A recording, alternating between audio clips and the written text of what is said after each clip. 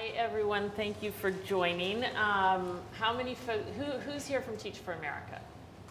Just to get a sense of the room. And Teach for All? And do we have any alumni of Teach for America or Teach for All? Staff? Well, alumni. I was pointing out Monique here, who should be a celebrity in the room, who was the head of admissions at Teach for America for 10 years, who I just ran into in the hallway and drafted. Who is now doing other inspiring and important things. But thank you all for joining, and thank you, Amanda, for being here with us. I'm particularly excited about this talk because I just think there's no more thoughtful education journalist and thinker and writer, and also because I'm so excited about your new book, which I assume you all know, The Smartest Kids in the World, and how they got that way. Those of you at Teach for All no doubt remember Amanda as the thoughtful journalist with us in Santiago. And so I'm just excited to have an hour to hear your insights on the issues we face here in the US, the issues we see around the world. And I hope you all will be very much a part of this discussion. I've got various questions, but we really want to invite you all to, and I'll pause at various moments so that you can come up and ask your questions if you're here. And for those of you who are, watching from afar, thank you for joining as well. Please also submit your questions via Yammer or Twitter. I'm at Wendy Kopp, Amanda's at Amanda Ripley, and we're using the hashtag AskAmanda. So Amanda, so tell us about your new book and sort of why you chose to approach it from the perspective of 3 American kind of exchange students studying abroad. Well, I kept hearing about these countries that we all hear about, Finland, Korea, these countries that year after year have these great test results and everything's so perfect, and I couldn't visualize it. It didn't seem real to me. So I wanted to know, what is it like to be a kid in these places, And also, how did these countries get this way? Because they weren't always so smart. I mean, Finland had a 10% high school graduation rate in the 1950s. 10% is not good. And now they're 90%, well above that of the United States. So that transformation is actually in some ways more interesting than looking at them now. So I knew I wanted to understand that mystery of change over time and what it's like to be a kid there. But I knew that the only way I'd have any hope of doing that would be through students, with the help of students, to help, because I had a ton of data. I mean, there's a lot of research and a lot of adults talking about this, all coming to totally contradictory conclusions. But there are these blind spots that students can really help you fill in. So I wanted kids to follow, but I knew that it would be ideal if these kids could compare what they were seeing abroad to what they saw in their schools and homes back in the US. And luckily, there are 30,000 teenagers who every year go abroad from the US or come into the US for study abroad programs. So that's how I found those 3 students. I knew I wanted to go to Finland and Korea and Poland because they're 3 very different models for getting to the top. Finland is the utopia model of a country that has invested in quality over quantity, and the students don't do as much homework as our students do. And as we know, they do fewer standardized tests, and they get to this very impressive place where virtually all kids are learning higher order thinking in math, reading, and science regardless of background. And then Korea is kind of the extreme case of the pressure cooker model that you see all over Asia, where kids are just putting in a ton of hours and there's a lot of stress and a lot of focus on test scores. And then Poland's interesting because it has recently improved despite having a pretty high child poverty rate of 15%, which is comparable to that of the US. And they've had significant gains over the past 10 years, although they're still not at the level of Finland. And so what did they find? I mean, I'm actually sort of wondering if we can go country by country. Like, what did they find in let's start with Finland. Finland. So Kim went from rural Oklahoma to rural Finland. And one of the funny things is, if you're not going on an orchestrated junket as a journalist to these places, you just like parachute into a random school. They don't look like they do in some of the stories that, and this is what Kim noticed her first day.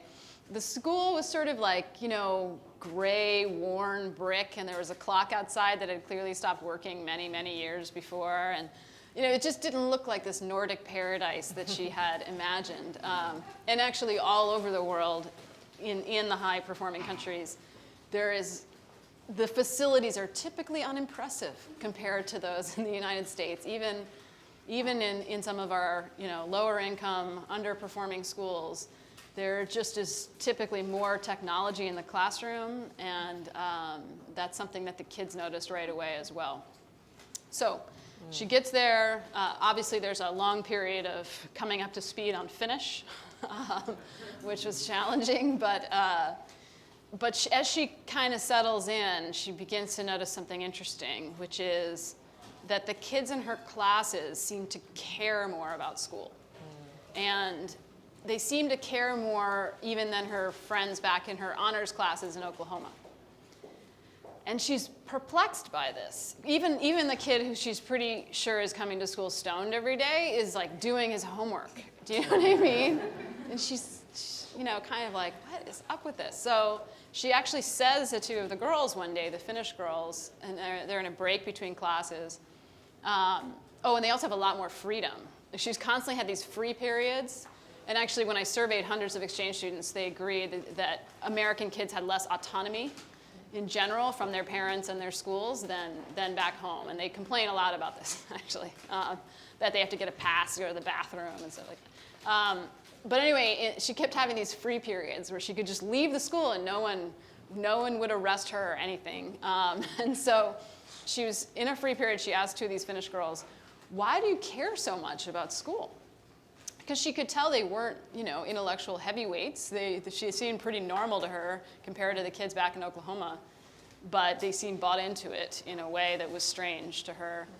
And they couldn't understand the question at first, but eventually they said, well, you know, it's school. I mean, how else are we going to get into a decent university and then get a good job? Which, I mean, there's a certain ring of common sense to that, but then she began to ask herself, well, why don't my peers back in Oklahoma make that connection? So interesting. I want to pursue that in a minute. But, okay, South Korea. South Korea, we had Eric, who left Minnesota, which, unlike Oklahoma, is a very high-performing state, as you guys know, and actually one of the top 2 highest-performing states in the country, compared to countries around the world, along with Massachusetts. And he went to a very high-performing suburban high school, where he was in the international baccalaureate track. So we're really talking, you know, the best the US can offer in some ways. And he went to Busan, South Korea, which is a big city on the water. And he loved Korea, loved the food and the culture and the joyfulness of Koreans. And, but as soon as he got to school, he realized he'd made a terrible mistake because these kids were just studying night and day. And the Korean kids I met, and tell me if you've had this experience, I mean, they were like incredibly friendly and excited to see you. And you know, the stereotype is that Koreans are like the Italians of Asia, right? And they would like so excited to talk to you, but then they'd have to hunker down and they go to school all day, and then they go to school in hagwons or after-school tutoring academies until 10 at night, and then they do online. So there's a real kind of heaviness, like a sense of oppression that they all complain about very openly, but seem to be unable to disrupt. Yeah. But during the actual school day, this exchange student didn't quite experience the level of rigor that he would have thought. No, one of the things he noticed in his very first class is that when he turned around at some point and he noticed that half the class was asleep. Because Did you all hear this? I mean, this is in South Korea. Yeah. This is the place that's like number 2 in the world on the PISA. So it's just fascinating. Yeah, and has anyone visited schools in Korea? I know you have, right? Yeah. You routinely do walk by and see a third of the kids asleep, and they're not like dozing off sleeping. They're like flat out, heads on the desk. It's bizarre to see, and the teacher's up there lecturing as if it's not happening. But the reason they're so tired, and the reason the teacher kind of lets them sleep usually, is because they've been up so late studying. So it's like this crazy backwards logic, an incredibly inefficient way, obviously, to learn. So fascinating. And it does make you wonder, because you always see people saying South Korea has such a great education system because they attract the top 5% of their, university graduates into teaching. But then, like, the reality is maybe slightly, that is who they attract, but yet it's not. Well, really and that's playing out primarily, my understanding, that's primarily in the elementary years. So the primary school teachers is very selective, and then not as much in the high school years. But it is impossible to disaggregate what's leading to Korea's PISA scores, if it's the Hagwons or their public system. And the government did a big survey of Korean kids, and they pretty much universally preferred their Hagwon, their tutors, their after-school teachers, who basically reteach all the same subjects in what look like schools with even worse facilities. But the emphasis is not on the facilities. And they feel like those teachers are more prepared, more responsive to them, more worried about helping them improve. The Hagwons are really interesting, if crazy, kind of laboratory in a free market for education. They're very aggressive in pushing information to parents and kind of tracking where kids are and trying to help them improve, because their revenue is based on the students' test score growth. And Poland. In Poland, Tom is the student I followed. He was from Gettysburg, Pennsylvania, and he went to Poland for a year. He basically wanted to get out of his small country town that was very into football, and he was very into like independent films and philosophy and alternative music. And so he decided it would be cool to go to Poland and study for a year. And now Poland has a 15% child poverty rate, a long history of trauma and dislocation, a lot of distrust for the central government. So in some ways is a more interesting case than Finland. The school he went to was in a neighborhood that everybody called the Bermuda Triangle, because it was kind of a dodgy neighborhood, and occasionally people would go in and just disappear. They would never come back. And so that was kind of interesting to see. Again, the facilities were kind of like a school in the 1950s. Worse, actually. There was no cafeteria, for example, let alone, there were no smart boards or anything like that. So very bare bones.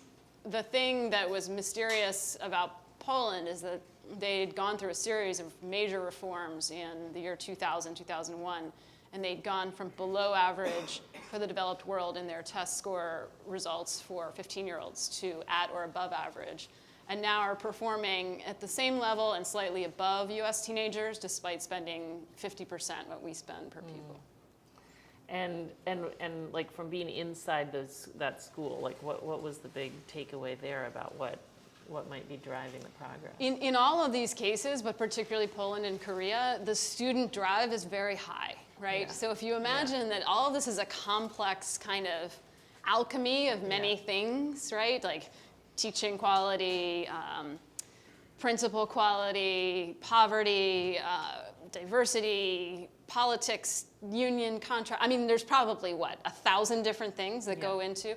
One of them, for sure, is the student drive, like how motivated kids are, often through their parents, to get a good education, which I think is more malleable than we assume. Like, that feels very fixed and immutable, which is depressing, but I actually think it is malleable, and so that's encouraging. Yeah, well, this is just super fascinating, because first of all, it's the thing that we think differentiates, among other things, but the most successful teachers. They're teachers who can actually get their kids invested in working incredibly hard to get a great education. Right, and it makes everything easier. It's like this virtuous cycle once you can create that, right?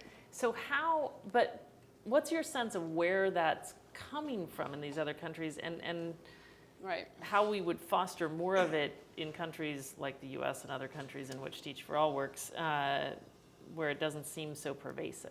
Right. That's a hard one, but an important one. Yeah, like this seems like this might be the key. Right, this is it. So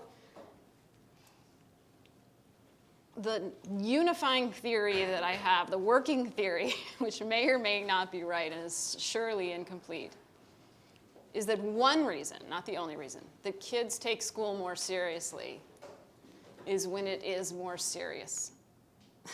Sounds pretty obvious. But I really think that kids pick up on signals, right, about whether something is bogus or whether something is for real. And we have a lot of bogus rhetoric per capita in our country, right?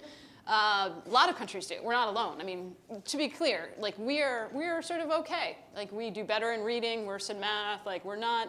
It's easy to get hyperbolic about this. Our worst trait by far is the disparity we have based on income, which is definitely below average at this point. Worse, I should say, than the rest of the developed world. But it could be worse, as I don't need to tell you. So this idea that kids pick up on signals. Let me give you an example. Finnish exchange students that I interviewed who had come to the US, and American exchange students who had gone to Finland, said things to me like, you know, we knew that it was incredibly hard for our teachers to get into education college. Like to become teachers is really, really hard. It's like getting into MIT here right now. That's how selective the universities are that offer teacher training. And they knew that, and they knew that it was a very rigorous process. So they didn't always like their teachers. I saw plenty of unimpressive teachers and principals in Finland. They had teachers they liked, teachers they didn't. They had homework they complained about. They complain a lot about tests, actually, which is ironic because there are tests in Finland, despite what you hear. I wanted to know more. So we have to get back to that. But there's a credibility there, right? If you know that this is for real, that these teachers had to fight pretty hard to get to be teachers, and therefore they're paid a little more, they're given a little more autonomy, there's less kind of nonsense going on, again, this sort of virtuous cycle, then it's easier to buy into the premise that this matters, right? I was on this panel last night with Amanda, and this is the thing that she said that just most has, like, I've been thinking about since, because just this idea that if we simply selected all teachers based on higher standards, there would be this catalytic effect of that on so many other things, which is just a fascinating concept. Right, because you know better than I do that just selecting based on GPA or test scores is not a way to get to greatness, right? But in addition to leading you to teachers who have a stronger academic background themselves, it sends this message to everybody else. So Finland's union had ads they ran years ago that said, Finland has the best educated teachers in the world. That's all it said, and it's true. And imagine if you could just say that, like the resonance that creates, so that when your president stands up and says education's important and teaching is hard, suddenly that's not just bullshit, right? Because that's actually true. If you are not educating twice as many teachers as you need in ed schools of highly variable quality and not giving them enough on-the-job coaching and all the things that we and most countries do. Yeah. So we have one prescription right now for how to drive a culture that really values education. Like, kids take school more seriously when it's serious. Are there other things, do you think? Well, I think there's other ways for school to be serious. I think when you have fewer standardized tests that are smarter, kids pick up on that. I think, Americans, I know it's hard to make these generalizations, and I know that this isn't true in a lot of the schools you work in, but Americans rank #1 in the world for saying that they routinely get high grades in math. There is a kind of culture of unwarranted praise that we've all heard about, that again, kids know when it's not for real, right?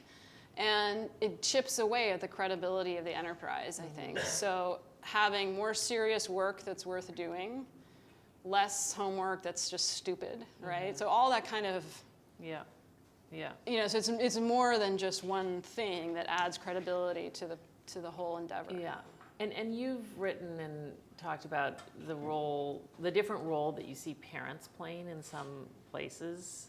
And I wonder if that connects to this, or if that's or what? I do you think so, yeah. So when you go to schools in Finland and Korea, one person you don't run into typically are parents. You don't see them in the schools. They don't, when I asked a Finnish woman who has 2 daughters in elementary school, I said, what does your school ask you to do? And she said, what? What do you mean? And, I have to get my kids to school on time. And I said, do they ask you to donate money? Do they ask you to do fundraisers? Do they ask you to volunteer for sports? And she was mystified by this concept. They don't ask them to do anything. What you do see parents doing in these countries is really coaching their kids from a young age at home in learning, the way some of us coach our kids in sports, with a real kind of regimented, not necessarily miserable process. There's been some great studies actually on immigrant parents to the US and how they've looked at preschools where they have half, white American parents and half Asian American parents, very similar in every other way, and you can see major differences in what they're doing at home. So the white parents, again, ridiculous generalization, will buy the kid like one of those placemats that has numbers on it, and they'll be like, all right, my work here is done. And the Asian parents are like playing games with numbers with their kids every night while they're cooking dinner. And there's like a place on the counter where the kid sits that has their like workbooks and their pencils and this can go too far, right? Yeah. In a way, the American version, the Asian American version of it is less extreme because they're kind of balanced out by the culture. Yeah, interesting. Okay, let's take a few questions. If anyone here wants to ask a question, you can come up to the mic. So from Sarah Beth Berman, who's the head of public affairs for Teach for All, do higher performing education systems pay their teachers more in general, and do they have less contentious relationships with their unions? Okay, so this is a trivia question. Does anyone know what country pays their teachers the most in the world? You can shout it out. What do you guess? Japan. Good guess. No. Huh? US. No. Spain. Although I like the counterintuitive. Spain. Did you know this? Yes, and the prize goes to Marie. So Spain pays its teachers the most in the world, but has consistently unimpressive outcomes, interestingly. Also, Spain ranks first in the world for the percentage of teachers who say they never have gotten feedback from their principal at 60%. Never. Never, ever. And the worldwide average is 22%.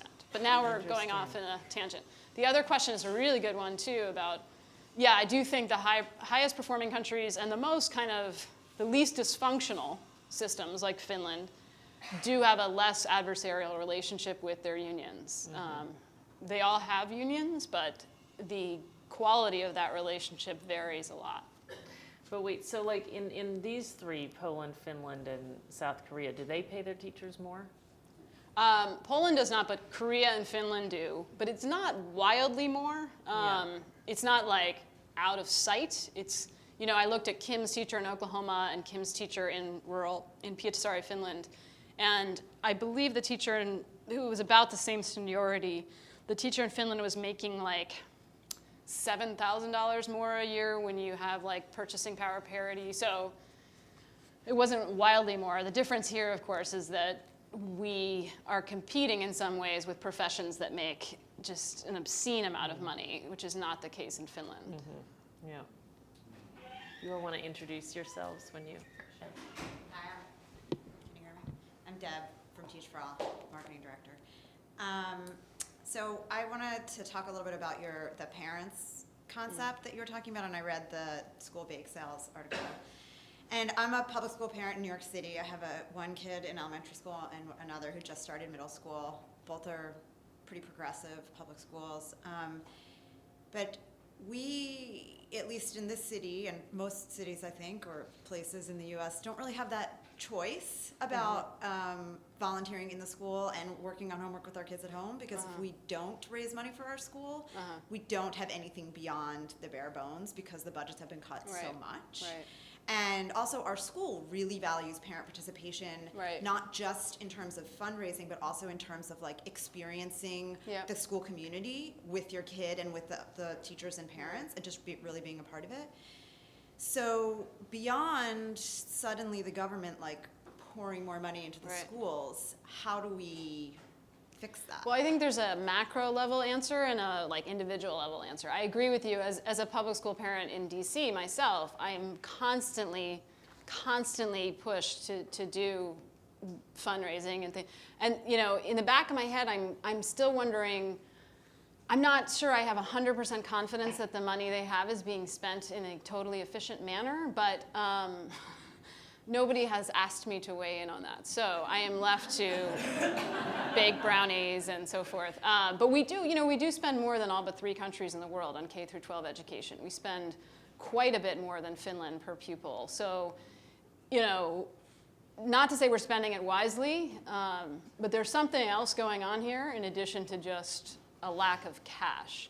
And I sometimes wonder if our principals and our superintendents can lean on parents in higher income areas in particular, instead of making hard choices that are more efficient and running a complex operation more intelligently. Again, easy for me to say, right? I'm sure it's much harder than I think. But I do know as a counterpoint from New York City, and this is, again, not without controversy, but Success Academies, public charter schools, Eva Moskowitz bans the parents from fundraising. She said she feels like, you know what, I need you to work with your kid on learning and social emotional development, and that takes a lot of time and energy and will. And that, I don't need you to be distracted with bake sales, right? So there you have an example of a school leader who's really shown leadership on helping parents prioritize. But on an individual level, it is hard to, you know, figure out that balance. For me, I take it, you know, I try to keep first in mind these priorities, and I know that, you know, there is now research that has shown the more volunteering you do in your kid's school does not lead to learning for that school, but reading with your kid leads to learning for that school. So I try to prioritize that, and then if there's time and energy left over, you know, I collect cereal box tops or whatever the freaking, you know, latest gambit is. But you know, it is true that I think these things add to the community of a school. And that is something that America does really well compared to these countries. And you wouldn't want to do away with it altogether. But I wonder if there aren't creative ways to build community that also lead to learning. Yeah.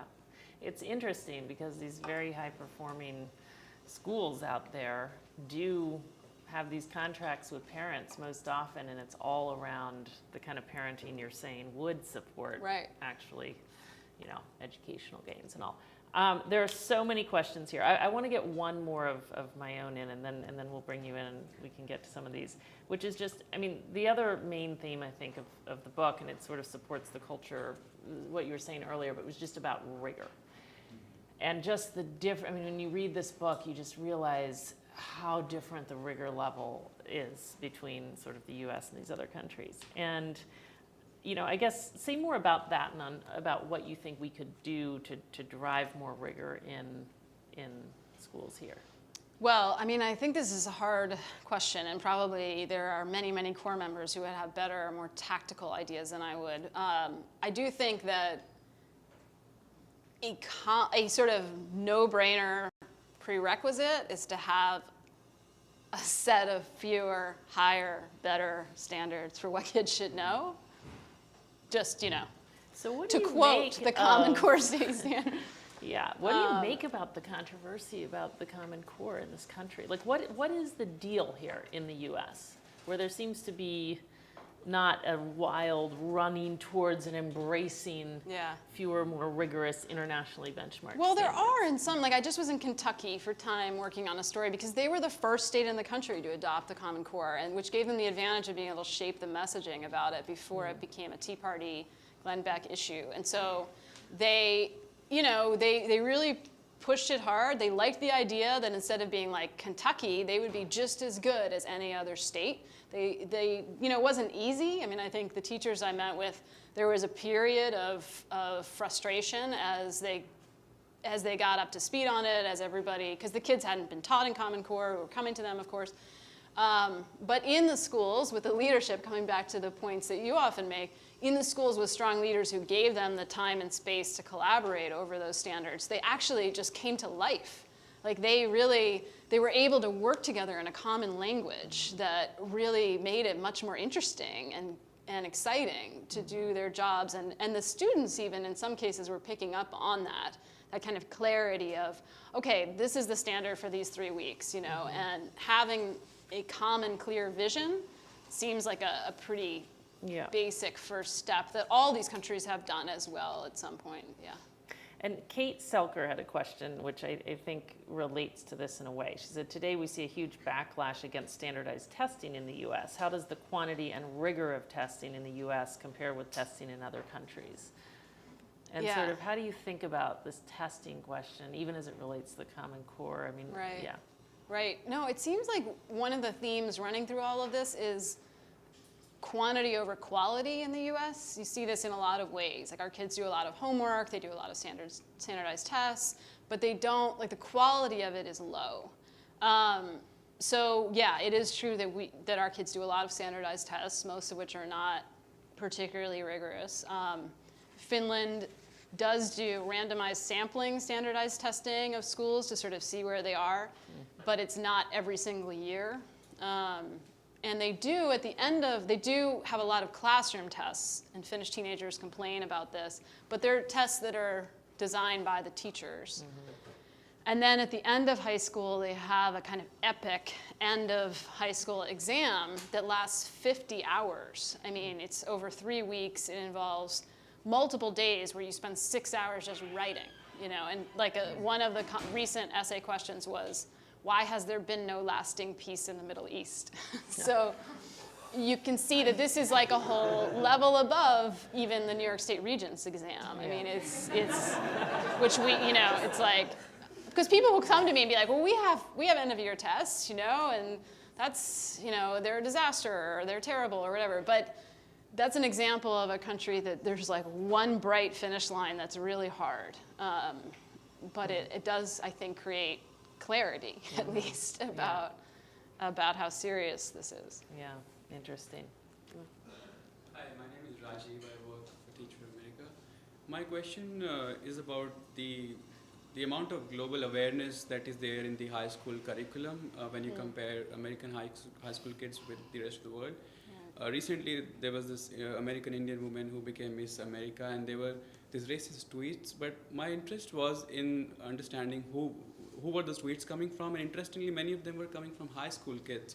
So I was curious to know, is it the lack of geography education, or is it a question on the critical thinking? Because we often hear these stories about Sikhs being confused for Muslims.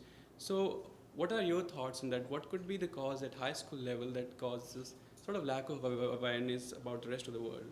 So you're asking about the source of American ignorance about that. This is a big question. At a high school level. At a high school level, okay. I mean,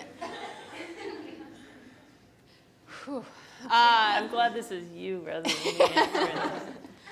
you know, I don't know. I mean, I certainly think that in general, Americans have been fairly removed from the rest of the world for a long time. You do see some, I think obviously there are schools and districts where American kids are much more aware. Maybe not districts, maybe that's a step too far. Schools where there is more awareness of the rest of the world. So it's gonna depend on the leadership of that school. But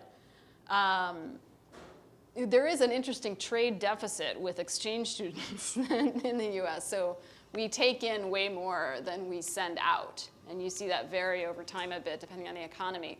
And the other interesting thing is that we take in most of the host families for exchange students from around the world are in the Midwest. So we have this phenomenon where you have all these kids coming in and spending like a year in like Ohio and St. Louis, and you know, and then all the kids who leave tend to be from the coasts. So there's an interesting kind of bifurcated world there. That's but interesting. I certainly found these organizations that facilitate these exchange programs, like AFS is one of the big ones. Rotary clubs do it, Youth for Understanding. AFS was originally called the American Field Service. They were an ambulance service during World War I and World War II of volunteer Americans who were driving ambulances in France and around Europe. And they saw so much carnage and heartbreak that they, after World War II, decided to reopen the organization as a cultural exchange, with a cultural exchange mission. So they organized thousands and thousands of kids to come here and go abroad. And it sounds like a fairly kind of old-fashioned approach to international awareness, but it does profoundly change the kids who do it, obviously, given their age and how long they're in these countries. So I don't have the answer, is the bottom line, but it's a good question. Yeah.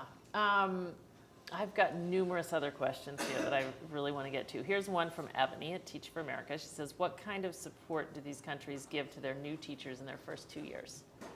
Oh, that's a good question. I see some programs going on here that are better than what a lot of these countries are doing. So I think there's a lot of exciting movement on this, like within Teach for America as well. And so it is true that in Finland, you have a year to do student teaching, and it's in these kind of like teaching hospital version of schools. So it's in these really great schools. So your mentor is a very effective veteran teacher. And the teachers describe this process of, they go up, they teach a class, and then afterward, there's like 4 people who observe them, and they give them like very pointed feedback. The Finns are not very kind of delicate about this kind of thing. And again, you just see this kind of seriousness about the process that is difficult for the teacher candidates, but really, really helpful. And doing that for a full year, you can imagine being really helpful. But certainly, once they get into the schools, I think it varies whether they're getting useful support. So you had a big article in the last issue of The Atlantic about the mission of American schools and how they focus too much on sports. Now, in my talk with Paul Tuff, for anyone who heard it, we somehow got into this whole sports thing, and I was saying that my kids, like I see it in my kids, like they're learning more in the way of the personal characteristics that I think we've come to believe are really crucial in life, grit, et cetera, on the soccer field than in school. So that would make me really hesitant to give up sports. And I'm just wondering, but it's fascinating to think about that. So, I wonder how you think about all that. Well, I think I hear this a lot from parents and from former athletes. This is where I learned to persevere. This is where I learned to fail and get up again. And that's great. But maybe the solution to that is also to do that in the classroom, right? And not just in the soccer field. In some ways, games lend themselves to that. But certainly, you have not seen persistence until you've seen a Korean kid in a math class. Just to generalize wildly. These kids are learning those skills in school. Yeah. The problem with making sports part of school, I have no issue with sports. Sports are awesome. But making it part of the mission of school has a tendency to dilute the academic focus of school. And we've seen that in many, many, many different ways. I sort of hadn't appreciated until I spent time talking to principals about this, how much time they spend on sports, let alone money. But there's very little research, of course, but we know that on average, we're spending about 2 to 3 times per football player what we spend per math student. Football in particular is quite expensive and quite distracting for all kinds of reasons. Beloved, obviously, all around the country. Wait, nationally? We spend that's the stat? Well, the locals, the state fund, the school funding. Right. Yes, right. Yeah. So there's been. That's shocking, because in some places football is just not getting any money. So it's just sort of a shocking fact. Right. Well, even the school I went to for that story, Fremont, Texas, this is a low-income, little tiny town, majority Hispanic students. They were Nothing spending in Texas surprises me, though. Okay. You're right. It's like, take it off the table. They were spending $1,300 per football player and $600 per math student. They'd long since gotten rid of music and art in elementary school in cost cutting, but nobody had thought until the superintendent came along to cut back on the sports spending. I mean, what they were spending on sports, they could hire 2 teachers. As the newspaper editor, little piece of trivia, for my high school newspaper in Dallas, Texas, I wrote this op-ed. This was the only time I ever was actually called to the principal's office. And it was about why in the world we would spend $3 million on the AstroTurf football field when we weren't investing in the debate team. Anyway, that was one of my, what did the principal say? Prescient.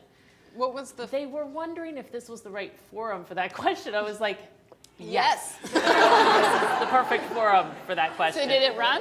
Oh, well, I ran. I mean, it ran because it had I was already in run. charge. It had already run. See, this is what I'm talking about. I mean, because look, you and I know that the debate team people, I mean, those people go far. Like, I have seen those skills.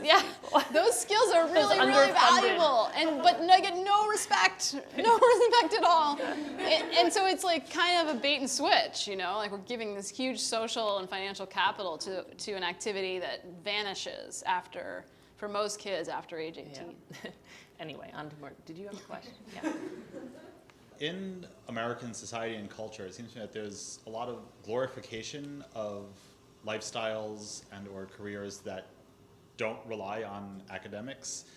Right. And it seems to me like this probably feeds into what you were saying earlier, that, you know, in America, you know, the students don't care, whereas in the school, I think it was in Finland, you were saying that it's like, of course we need an education. Do you see differences in these other societies, like in the culture and society in these other countries? Yes and no. I mean, I think, so in South Korea, Jenny, who's another student who's in the book, she was explaining to me there's no concept of the nerd. Like, it's not a concept. And so the social capital in high school is from academic conquest.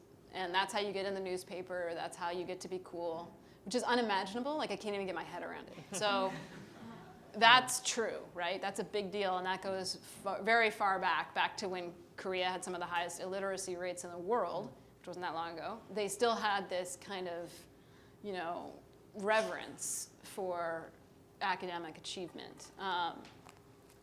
But, you know, you look at a place like Canada, right, which has also, like the US, a pretty high level of child poverty, pretty high level of immigration, a pretty, you know, relatively consumptive culture because they're so, you know, poisoned by us. No, I'm just kidding. And, you know, they're very close to our culture in many ways, not every way. But, you know, Canadian kids, teenagers, are dramatically outperforming American teenagers, particularly in math. So that fluctuation from subject to subject also relates back to what you're saying. I mean, we have not historically had a lot of kind of true admiration for math and science. So, and that's reflected in our relative performance in those subjects. So, yeah, I think that's part of it. I mean, I actually think this is an area where, you know, our entertainment complex would help us potentially to you know, make a bigger deal out of academic accomplishments. I mean, it sounds kind of cheesy, but I can't, it's not the hardest problem ever to try to make, you know, other kinds of pursuits more exciting. I don't think we've really tried. I mean, the kind of things that schools do, they're like, you know, math Olympics, and it's just lame compared to what they pull out all the stops for sports. You know? Yeah, interesting. There's just so much in all this. Another question from Twitter: what can the smartest kids in the world teach us about preventing high school dropouts? That's a good question. So we now have, I think, 20 countries that have higher high school graduation rates than we do. We haven't moved a lot on this over time. Obviously, there are lots and lots of reasons, some of which you all know very well, as to why kids really drop out in reality.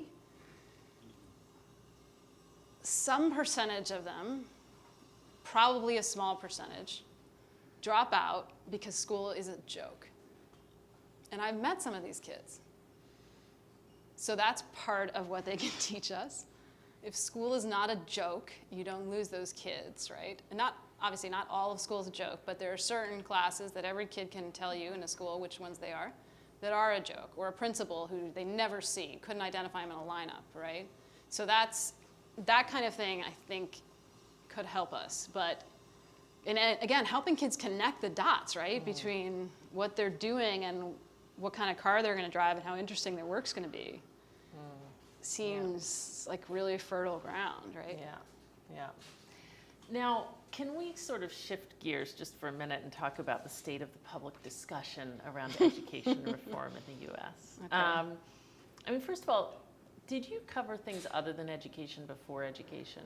I actually spent 10 years avoiding education. That's what I thought you had told me. I didn't, it just seemed, I was ignorant about it, to go back to the American ignorance theme, but I thought that it was an impossible problem that, seemed very squishy the way it was written about, and they were always sending, the women writers off to cover school board meetings, and you never heard from them again. Like, it was not, it was not like going to Afghanistan in the arc of a journalist's career. So every time some editor would try to get me to write about education, I would come up with a different idea that was about, like, crime or terrorism or something. So I covered those things for a long time. I think I was obviously wrong about that. I think it's really interesting. But I think the coverage of it has been pretty lame. Typically. And what's your perspective on, it may not have been you. There was a journalist I once met who had covered they had covered abortion. And that whole realm of issues. And then they switched to start covering education, and they were like, wow. Like, I thought my inbox was severe. Yeah, that was me. Yeah. It was you. Okay, I never got so much hate mail until I wrote about Teach for America, actually. Now, what do we make of this? What is this all about? Do you have any perspective on It is this? the single most dispiriting experience, right? I mean, I find that's why I wrote this book. I was like, I got to get out of here. Like, this is crazy. Yeah. It is, like, really redundant and nasty and boring on some level, like the fights and factionalism in this debate. I don't know. What's your theory? What do you think? Well, before you ask me my theory, because I'm just so confused. I mean, What do you think we should do about it? Do you have a thought on that? Do you have a big idea that you haven't yet shared with folks, like how to get out of this ridiculously kind of vitriolic, polarized discussion? I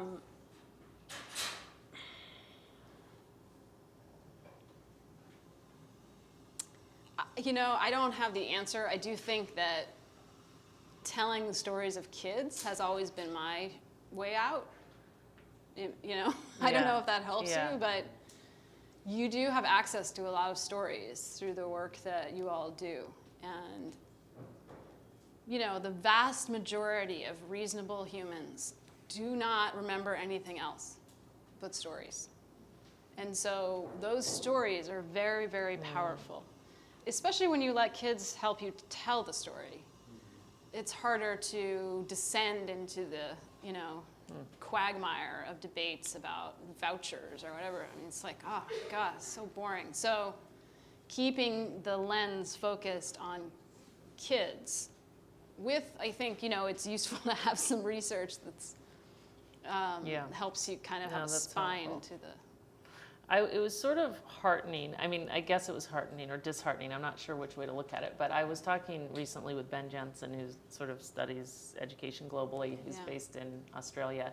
And he said he thinks the politics around education are more extreme in the U.S. than anywhere else in the world. I'm not sure that's totally true. I mean, there's Mexico where it seems various, but it was at least heartening that maybe not every country will face this, and maybe they'll speed ahead, and then we can all learn from their examples. I don't know. I think that's true. I mean, there are like strong feelings about it everywhere, and no place seems to like their system. No place. It's like healthcare that way. Yeah. but it doesn't, this place seems right now particularly divided. Yeah. Kate Cassis asked the question, what do you say to people who claim that the only reason Finland, Poland, and South Korea do better than the US is because they don't educate everyone? Oh, that's not true. But I'm glad she brought it up because Yeah. I sort of forget to mention it, but so many people think this that I really should be mentioning it. So, a lot of people think that when you hear these test score measurements, which I'm not saying are perfect, but a lot of people think it's not a fair comparison because we test all of our kids and these countries just educate some of their kids. This hasn't been true for decades. Now we actually have a slightly lower enrollment rate up to age 15 than like at least a dozen countries in the world. So if anything, there are other countries educating more of their kids on a percentage basis. And the PISA test in particular is a representative sample of all kids, public school, private school, vocational school. So that's actually an easy one, which is awesome. Malika Marsh asked, have you visited countries in the Caribbean or Latin America? She was wondering if so, what your observations were of No, those. this is where, I mean, I have a really unbelievably myopic, I mean, I've been very focused on the top achieving countries, so I have a lot to learn from the rest of the world. So, I mean, just to go back to sort of the central kind of takeaway from your book, and not that there's one, but certainly one was around, for me, just as we've already discussed, this culture question. And because, you know, I'm trying to think, how do we move forward with that idea? Like, you know, when you think about the importance of that, Right.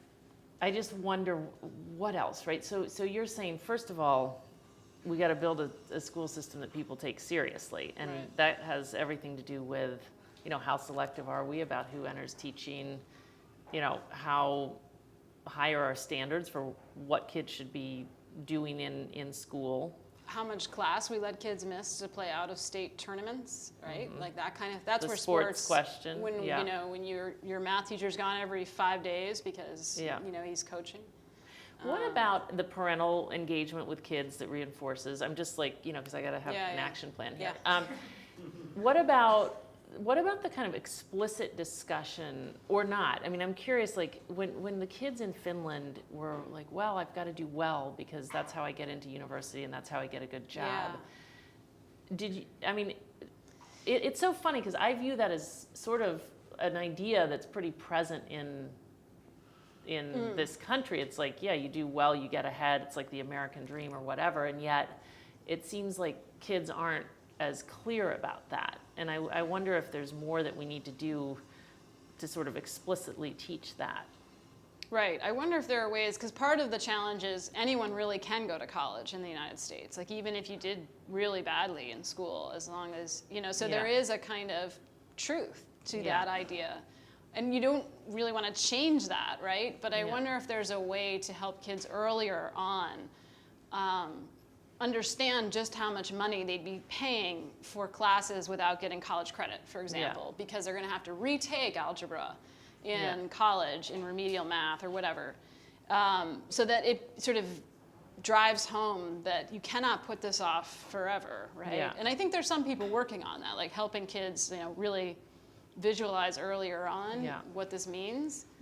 But I would also say, as to elevating the seriousness of the teaching profession, I feel like that's something the rest of us could learn from you all. I mean, the only institution in the United States that has elevated the prestige of the teaching profession is Teach for America.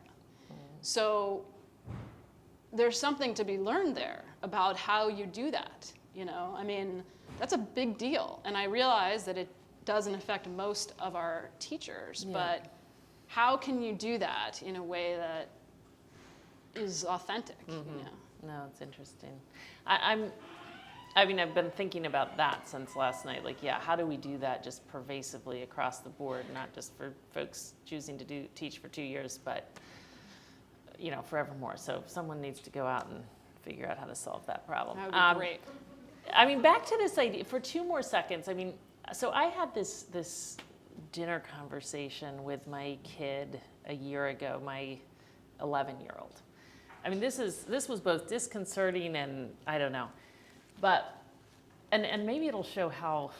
I mean, why does this just happen when he's 11? So we're sitting there, and I'd had a lot of trouble getting this kid to do his homework. You know, he's actually doing perfectly well in school. In fact, like, I don't think there was a grade other than perfect on the report card, right? Like, he's doing perfectly well, but I know this kid is not pushing himself to actually learn how to write, to actually read. Like, he's not really pushing himself in school, not even remotely. So I'm at this family dinner, and I finally just said what I thought was the obvious, which of course he knew. I said, you do know, because he was telling me, you're so negative. You're just the most negative parent. You're the only parent of all my kids who's negative. And I said, you do know why I'm always saying this, right?